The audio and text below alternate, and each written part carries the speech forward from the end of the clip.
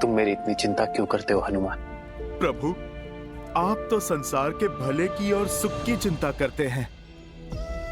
आपकी चिंता करने वाला भी तो कोई होना चाहिए ना। अब तो माता सीता भी इस संसार में नहीं है, ना लवकुश आपके साथ है और ना ही लक्ष्मण भैया। प्रभु, तो फिर मेरा दायित्व और भी अधिक बढ़ जाता है। आपके संरक्षण में ये अयोध्या ही नहीं, समस्त पृथ्वी फले और फूले। उचित कहा तुमने हनुमान। कभी कभी हम किसी से इतना प्रेम करने लग जाते हैं कि उस प्रेम को निभाते निभाते सारी मर्यादाएं, सभी नीतियों को अनदेखा कर देते हैं।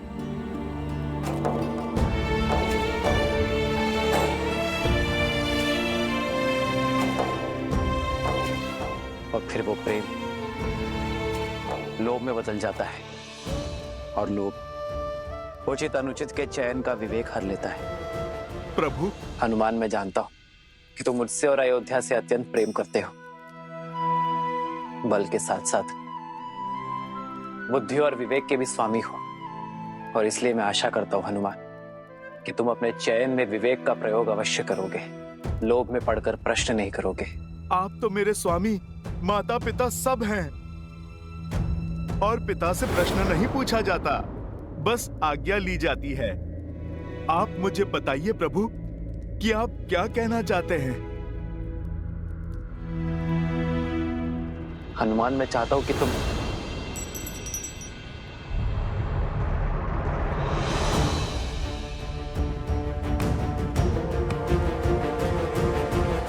ये बातों बातों में कैसे छिटक गई मेरे हाथ से। ये मुद्रिका स्मरण है हनुमान,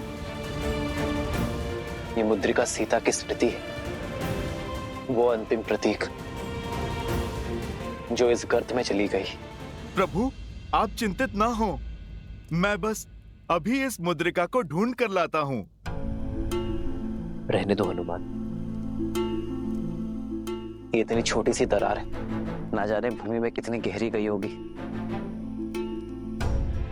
तुम्हें मुद्रिका ढूंढने में कष्ट होगा। प्रभु, ये मुद्रिका आपका संतोष है और मेरी माता का स्मृति चिन्ह है। जो वस्तु आपसे और माता सीता से जुड़ी हो, वो हर वस्तु इस हनुमान के प्राणों से भी अधिक मूल्यवान है। प्रभु, मैं अपने माता पिता को जोड़ने वाली रेखा को भला अधूरा कैसे छोड़ दूं? ये मुद्रिका धरा में चाहे जहां हो या अंतरिक्ष के किसी भी कोने में क्यों ना हो, मैं उस मुद्रिका को खोजकर आपको सौंपूंगा। जय सिया राम।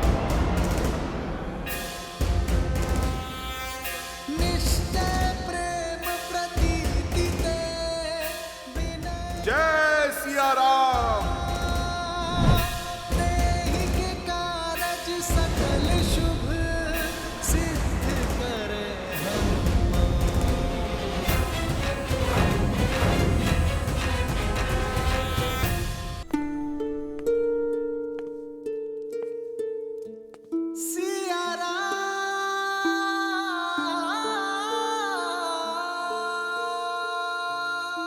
मुझे क्षमा कर देना सीते, राम ने कभी छल नहीं किया, किसी शत्रु को भटकाकर कभी प्रहार नहीं किया, किसी के साथ कोई खेल नहीं खेला, किंतु आज अपने ही प्रिय भक्त के साथ, जिसे मैं भरत के समान भाई मानता हूं, उस हनुमान के साथ ये खेल खेलना पड़ा मुझे, ताकि उसे अपने से पृथक कर सकूं।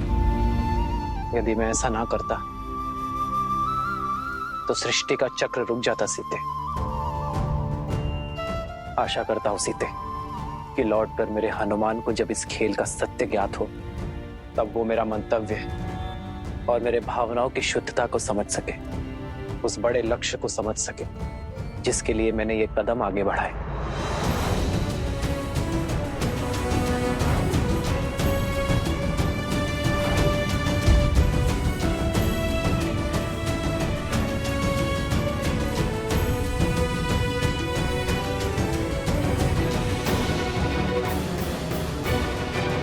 ये तो मैं बहुत नीचे आ गया हूँ, पर मुद्रिका कहाँ है? मैंने वो सभी कार्य पूर्ण कर लिए सीते, जिसके लिए यह अवतार हुआ। और नियति का सत्य है कि उद्देश्य से पूर्व और उसके पूर्ण होने के पश्चात उस स्थान पर रहने की कोई आवश्यकता नहीं है। इसलिए यह आवश्यक है सीते कि मेरे वैकुंठ लौटने का समय निश्चित किया जा सके।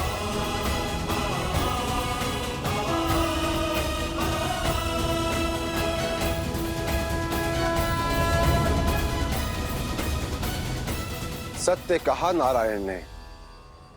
नारायण के लौटने के लिए वैकुंठ में पुनः शुभ आगमन के लिए दिशा दिवस नक्षत्र मुहूर्त श्रेष्ठ है, वो 3 दिन बाद का है। आज से 3 दिवस के पश्चात आप अयोध्या में प्रवेश करेंगे यमदेव, और नारायण श्री राम अवतार पूर्ण करके वैकुंठ लौटेंगे। योजना तो अच्छी है ब्रह्मदेव, परंतु यदि हनुमान 3 दिन से पहले पाताल लोक से श्री राम की मुद्रिका लेके अयोध्या पहुंच गए तो हर मंगल मुहूर्त अमंगल हो सकता है। कहीं यमदेव को लेने के देने ना पड़ जाएं। श्री राम ने हनुमान को पाताल लोक में भटकने के लिए नहीं भेजा है सूर्यदेव, बल्कि सत्य को समझाने के लिए भेजा है। कदाचित जब हनुमान पाताल से लौटे उन्हें इस यात्रा का मंतव्य समझ आ जाएगा। किंतु हनुमान तो हनुमान ठहरे, यदि नहीं समझे तो, कहीं समय से पहले आ गए तो? उसकी चिंता मत कीजिए सूर्यदेव, इस यात्रा की सारी व्यवस्थाएं की जा चुकी है, क्योंकि हनुमान को पुनः लौटने और किसी भी प्रकार की बाधा उत्पन्न करने से रोकेंगी।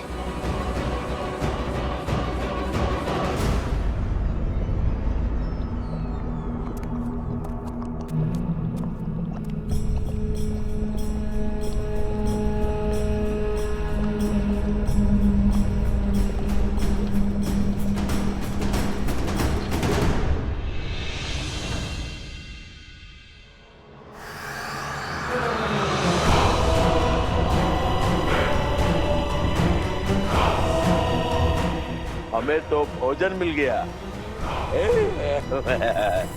आओ मिलकर खाते हैं।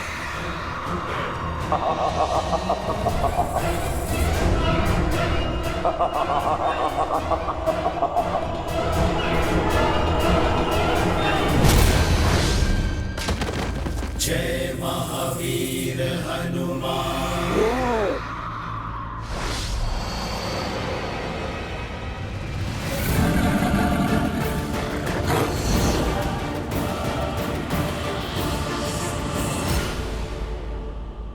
जय सिया राम।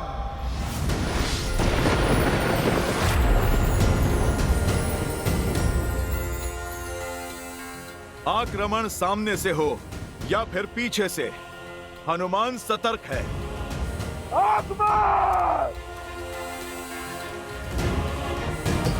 बजरंगबली हनुमान, जय जय महाबली हनुमान। बता मेरे प्रभु की मुद्रिका कहाँ है? स्वर्ण मुद्रिका थी वो, चमकती हुई। बोल, देखा तूने?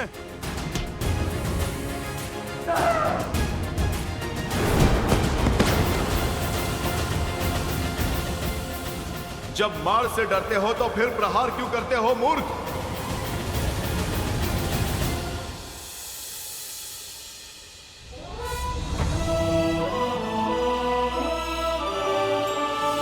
अयोध्या कुमार लोग उसकी, अयोध्या कुमार लोग उसकी, रघुनंदन सीता पुत्र लोग उसकी, रघुनंदन सीता पुत्र लोग उसकी। कुछ अनुभव किया कुछ? सबके मुख पर एक मुस्कान है, किंतु आंखों में विचित्र सी हताशा भी। मुझे तो नहीं दिखता, बस उत्सुक हूँ शीघ्र पिताश्री से मिलने के लिए। अंततः कुछ समय मिलेगा उनके साथ बिताने को। उनके साथ बैठकर ढेर सारा राजभोग खाऊंगा दादी श्री के हाथ से। कुछ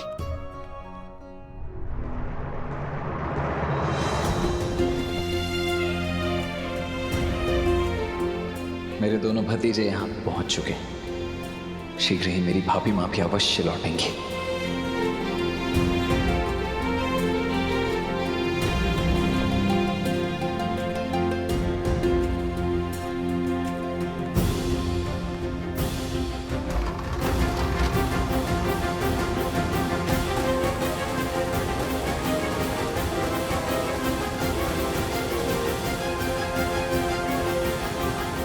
भैया भैया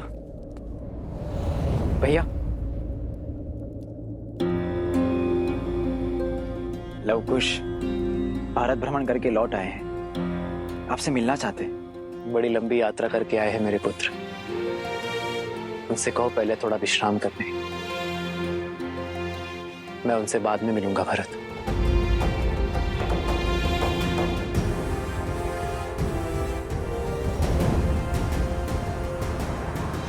काकाश्री, प्रणाम बड़े प्रणाम काकाश्री।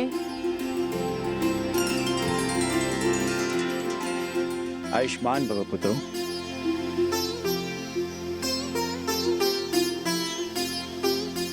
और पिताश्री?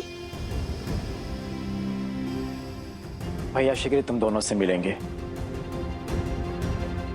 लंबी यात्रा करके आए हो, थोड़ा विश्राम कर लो, अपनी थकान मिटा लो। मैंने तुम दोनों के लिए स्वादिष्ट व्यंजनों की व्यवस्था करवाई है।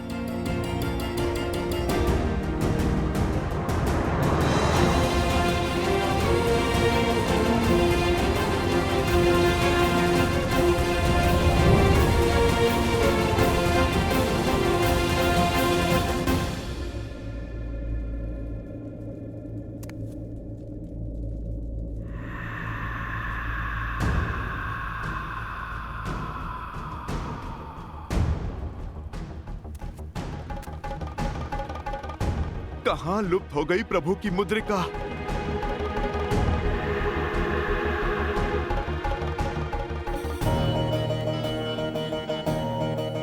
ये वीणा की ध्वनि?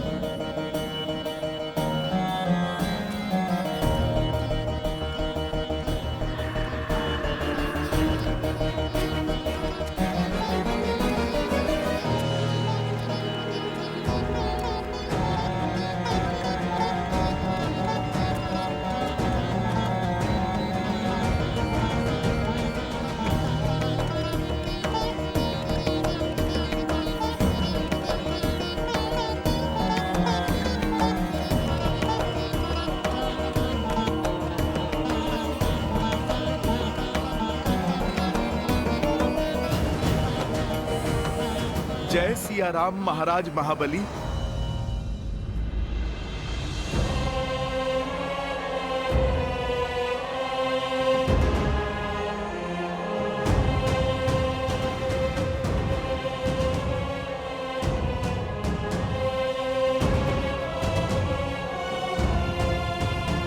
बहुत सुना था आपके विलक्षण वीणा वादन के बारे में, आज मुझे सुनने का भी सौभाग्य मिला। मेरी अनुमति के बिना मेरे राज्य में प्रवेश किया है तुमने, परिचय दो अपना।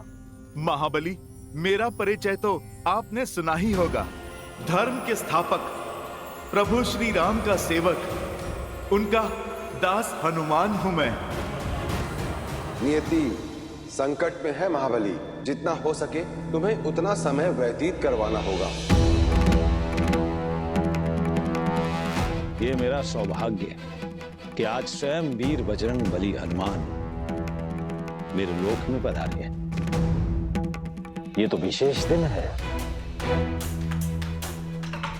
आपकी संगीत साधना में बाधा डालने के लिए मैं क्षमा चाहता हूं महाराज, किंतु एक आवश्यक कार्य आन पड़ा है। सबका संकट हरने वाले संकट मोचन हनुमान को आज मेरी आवश्यकता आ पड़ी, ये कैसे हो सकता है? आप सच में हनुमान ही है ना? कभी कभी सूर्य के आकाश में प्रज्वलित होते हुए भी धरती पर अंधेरा छा जाता है जब राहु उन पर ग्रहण लगाता है। बस आप समझ लीजिए, मैं भी उसी भांति एक दुविधा में फंसा हूँ। क्या है कि एक स्वर्ण मुद्रिका यहाँ कदाचित आपके लोक में आ गई है, जो मेरे प्रभु की और माता सीता की अंतिम स्मृति चिन्ह है। आप कृपा करके उसे ढूंढने में मेरी सहायता कर दीजिए। आदेश करे ब्रह्मदेव। नियति संकट में है महाबली, जिसके हल में तुम्हारी सहायता चाहिए। शीघ्र ही हनुमान कुछ ढूंढते हुए तुम्हारे लोक आएंगे। जितना हो सके तुम्हें उतना समय व्यतीत करवाना होगा, क्योंकि समय ही एक ऐसा तत्व है जो कठिन से कठिन परीक्षा ले सकता है।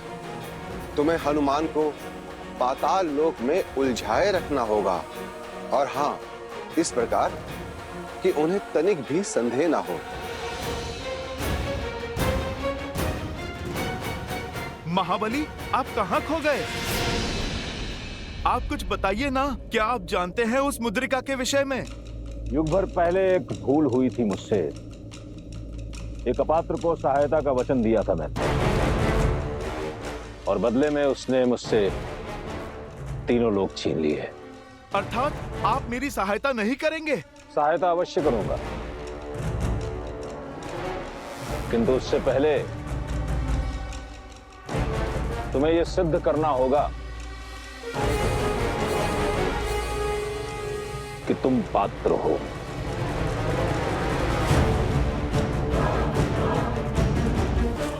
भैया, हम इतने माह पश्चात बाद लौटे हैं और पिताश्री ने हमारा स्वागत नहीं किया। क्यों बाद में मिलना चाहते हैं वो?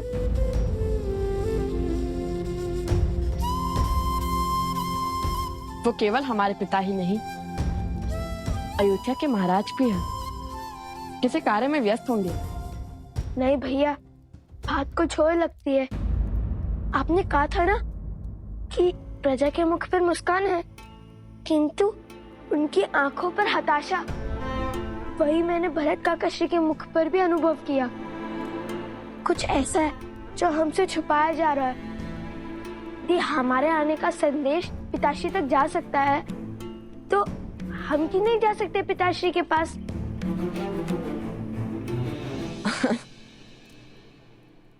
जब तुम्हें भूख लगती है तब तुम कुछ अधिक ही सोचते हो। चलो दादीश्री से मिल लेते हैं। राज भोग तुम्हारी प्रतीक्षा कर रहा होगा।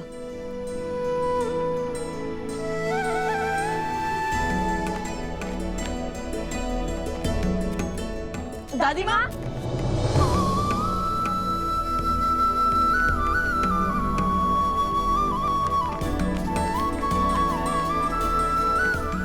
हम लौट आए दादी माँ।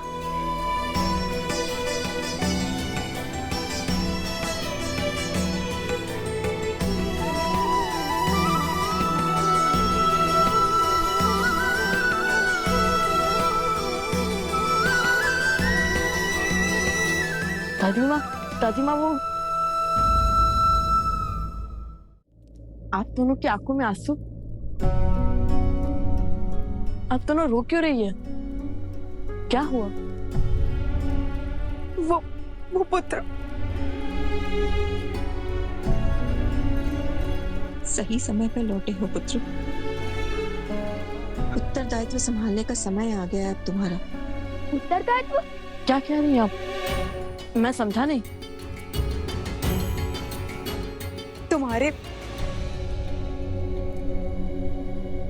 पिता राम ने देह त्यागने का निर्णय लिया है।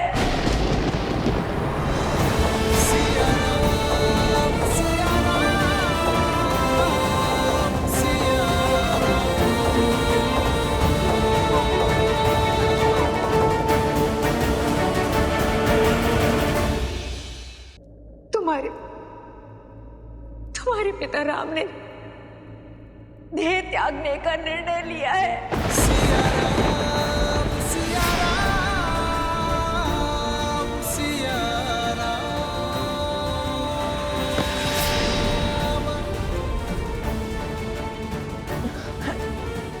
ऐसा नहीं हो सकता।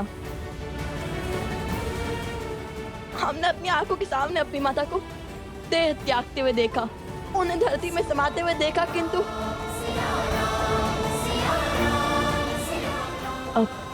अब हम अपने पिता को जाने नहीं देंगे। हम उन्हें नहीं जाने देंगे। मेरे कुछ प्रश्नों के उत्तर देने होंगे तुम्हें। मैं सज्ज हूँ, आप कृपा करके शीघ्र पूछिए। पहले सिद्ध तो करो कि तुम हनुमान हो या नहीं। अर्थात? कहा ना कि एक बार मैं चला गया हूं हनुमान। वामन के भेष में स्वयं नारायण मेरे समक्ष आए थे। उसी प्रकार हनुमान के भेष में कोई और भी तो आ सकता है। और बिना परीक्षा लिए मैं प्रभु श्री राम और माता सीता की अमूल्य स्मृति चिन्ह का रहस्य कदापि नहीं बता सकता। मैं अभी आपको अपना हृदय फाड़ कर दिखा सकता हूँ कि मेरे मन में केवल मेरे प्रभु श्री राम और माता सीता ही बसते हैं।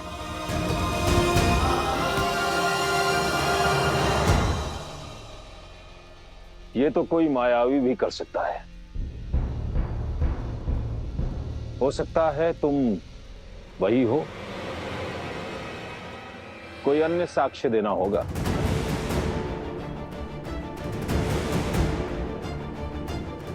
कैसे सिद्ध करूं? आपको मुद्रिका के विषय में कुछ ज्ञात है भी या नहीं? आप कहीं मेरा समय व्यर्थ तो नहीं कर रहे? समय तो व्यर्थ तुम कर रहे हो हनुमान, मेरे प्रश्नों का उत्तर ना देकर। पहले सिद्ध तो करो कि तुम हनुमान हो या नहीं।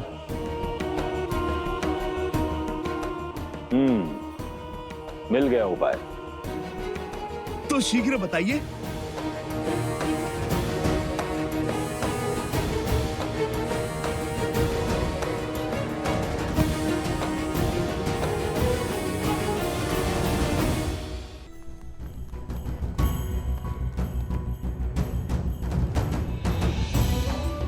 काकाश्री, क्या पिताश्री राजभवन में है? हमें पिताश्री से मिलना है। हमें अभी अभी ज्ञात हुआ है कि उन्होंने नहीं, हमें होने नहीं दे सकते। नहीं, ऐसा नहीं हो सकता।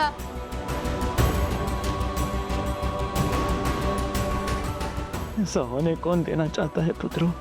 कोई भी तो नहीं। कैसे बताऊं मैं कि मैंने स्वयं को किस प्रकार संभाला है। भाई अचानक सब कुछ दान कर देने का निर्णय। नियति कहती है भरत कि जिस दिन कुछ दान ना दिया जाए वो दिन नहीं है भरत। आप सत्य में एक के बाद एक महान उदाहरण प्रस्तुत कर रहे हैं भैया। जैसे आर्यवर्त के सारे ऋषि उपस्थित हैं और अपने गुरुओं को समर्पण के बाद जो आपके पास शेष है उससे तुम्हारे प्रेम और स्नेह के अतिरिक्त कुछ नहीं है जो मेरा है भरत। क्या लेकर जा सकता हूं मैं स्मृति, प्रेम और स्नेह के अतिरिक्त? श्री रामचंद्र कृपालु भजु मन हरण भव भय दारुणम नव कंज लोचन कंज मुख कर कंज पद कंजारुणम कंदर्प अगणित अमित छवि नव नीला नीरज सुंदरम श्री राम राम राम श्री राम। रघुकुल की ओर से राम का नमन स्वीकार करे ऋषिवर। मैं दशरथ पुत्र राम आप सभी का आभारी हूं कि आपने मेरी इस यात्रा में मेरा साथ दिया, मेरा मार्गदर्शन किया। यह आप ही का तप, त्याग और आशीर्वाद है जिसके कारण यह आर्य भूमि आज राक्षसों के आतंक से मुक्त हुई। यह आप ही के ज्ञान का प्रताप है जिससे आज राम राज्य में हर ओर आनंद है, संतोष है, लोग निरोग हैं, छल से रहित है। आप सबका ये ऋण मैं और रघुकुल कभी नहीं चुका सकते और इसलिए आभार स्वरूप मैं वो सारी धन संपत्ति आपको भेंट करना चाहता हूं जिसका मैंने आज तक संरक्षण किया है। मैंने अपने सभी लक्ष्य, सभी उद्देश्यों को पूर्ण कर लिया है और नियति की मांग है कि अब ये उत्तरदायित्व आने वाली पीढ़ी संभाले। और इसलिए आज मैं अपनी अंतिम यात्रा की घोषणा करता हूं।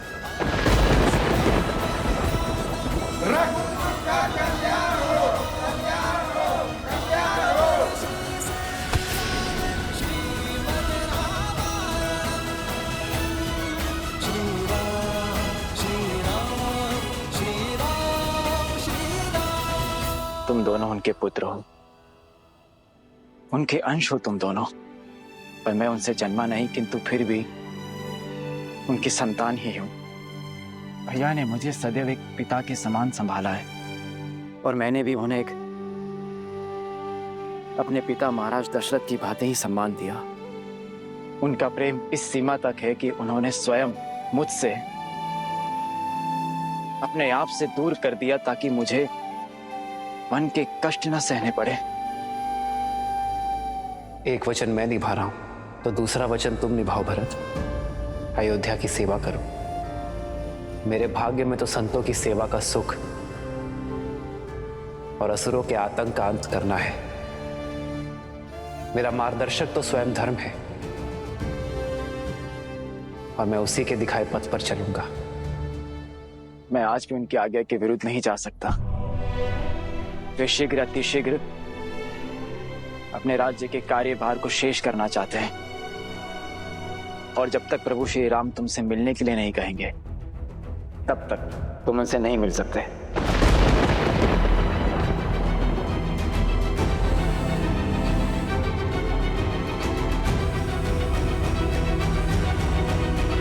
फिर वो जब तक हमें स्वयं नहीं बुला लेते तब तक मैं यही खड़ा रहूंगा। लव समझाओ इसे कि हट ना करे।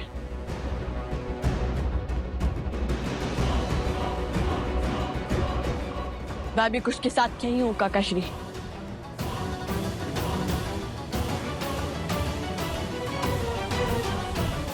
बोलिए महाबली, क्या उपाय है? तुमने हमारा वीणा वादन सुना,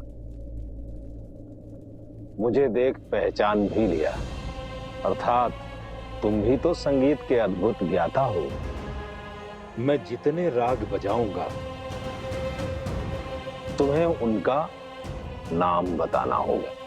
यदि तुम वही हनुमान हो जिसे साक्षात सूर्य ने शिक्षा दी है तो पहचान ही लोगे। ठीक है, मुझे स्वीकार है, आप बजाइए।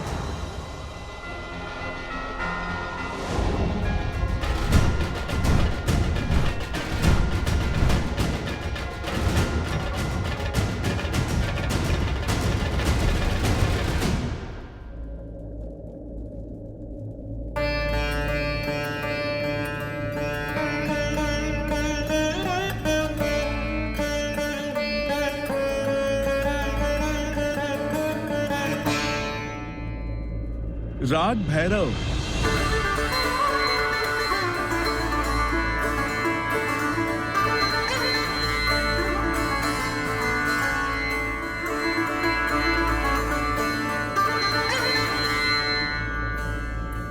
राग मेघ।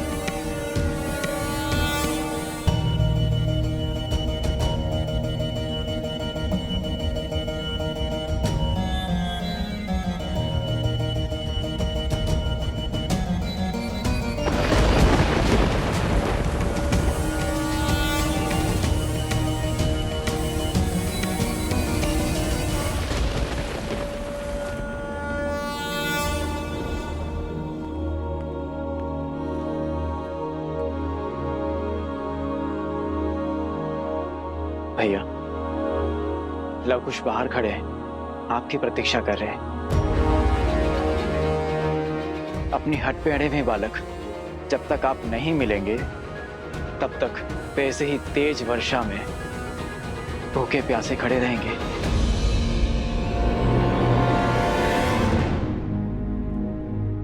उन्हें भीतर ले आओ भरत।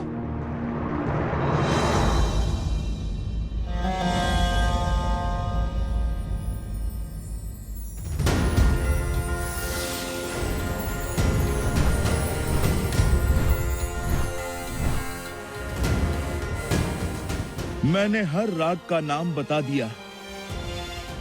अब तो आपको विश्वास हो गया ना कि मैं कौन हूं?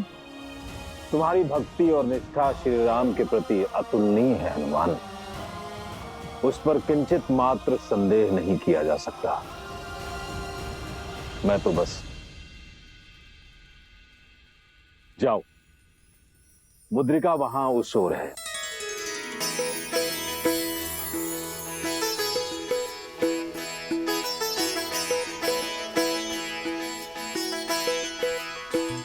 तुम्हें तो ब्रह्मदेव की आज्ञा भी नहीं रोक सकती हनुमान। तुम्हारे मन में केवल राम है हनुमान। आशा करता हूं कि श्री राम की यही भक्ति तुम्हें सत्य को समझने और स्वीकार करने का संबल दे, क्योंकि उनके जाने का समय हो गया।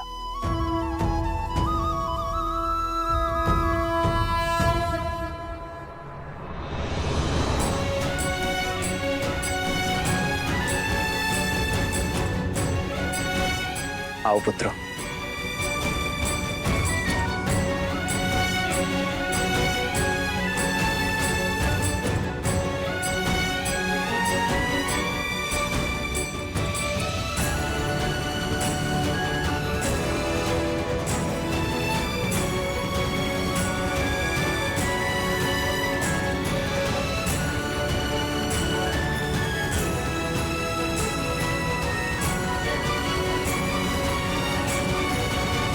देवताओं के मार्ग में बाधा डालकर महाबली ने अपनी असुर प्रवृत्ति दिखाई दी।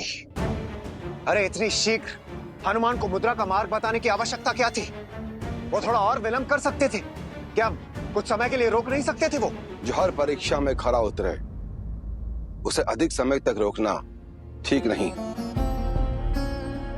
यदि इतनी परीक्षा के बाद भी हनुमान को यदि सत्य न बताया गया होता तो महाबली के लिए संकट जन्म ले सकता था। फिर भी उन्होंने बहुत समय तक हनुमान को रोके रखा। किंतु ब्रह्मदेव, चिंतित क्यों होते हो देवराज? पाताल लोक में केवल महाबली ही तो नहीं है जो हनुमान को विलंब कराएं।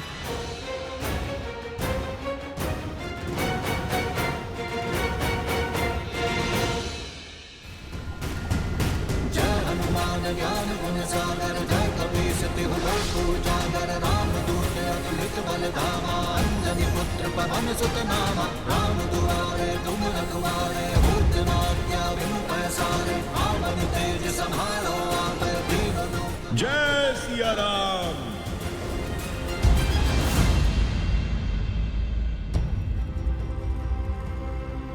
प्रतीत होता है प्रभु की मुद्रिका यहीं पहुंच गई है। किसी ना किसी ने तो यहां पर देखा ही होगा।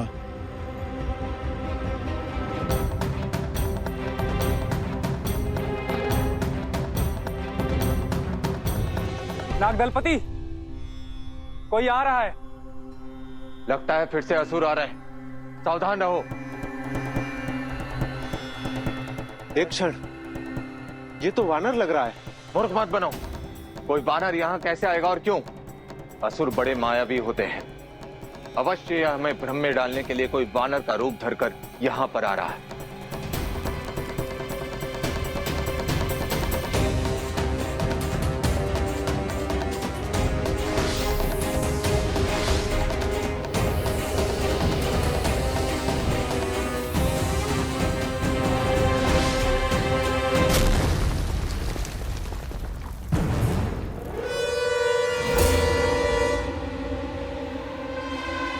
ये तो सत्य में कोई मायावी है।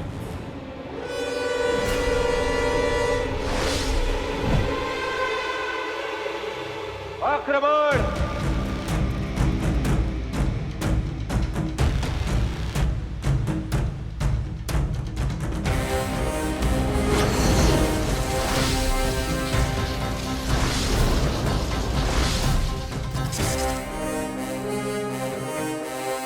अरे मेरी बात तो सुनो। रुको बंधु, मित्रनाग, अरे रुको।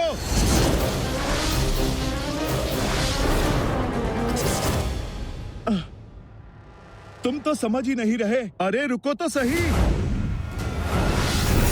जय महावीर हनुमान।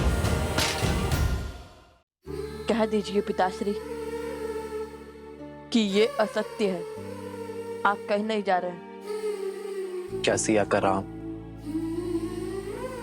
कभी असत्य बोल सकता है? हमें सत्य स्वीकार नहीं। स्वीकारना होगा पुत्र, नियति के चक्र से कोई नहीं बच सकता। नियति होती है सृष्टि के उत्थान के लिए। जब पूरी सृष्टि आपके मार्गदर्शन की अपेक्षा करती है, तब नियति आपको कैसे?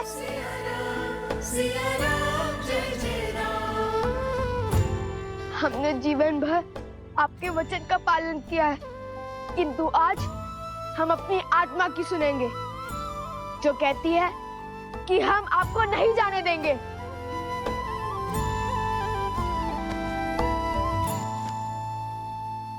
नियति बहता जल है पुत्र, उसे बहना होगा। यदि उसे बहने से रोका तो वो मलिन होगा, दुर्गंध आएगी। संसार में नए पेड़ पौधे पनपे हैं, इसलिए ये अति आवश्यक है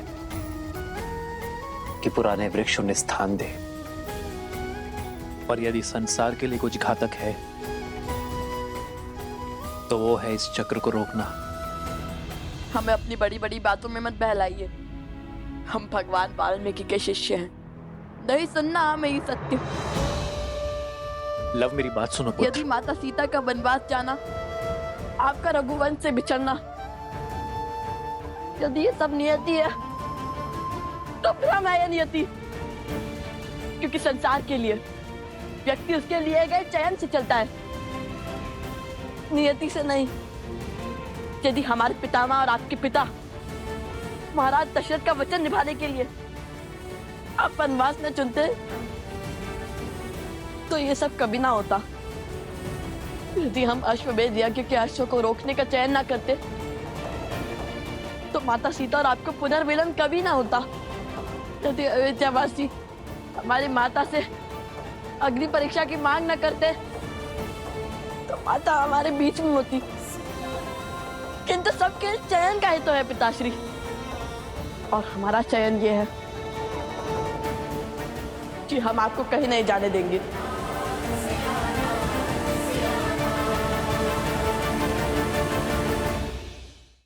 हमने जीवन भर मर्यादा निभाई है। पहले अपनी माता की सिखाई रीति का पालन किया, फिर रघुकुल की रीति का, परंतु आज नहीं। हम जो कर सकते हैं हम करेंगे, किंतु आपको जाने नहीं देंगे। लवकुश,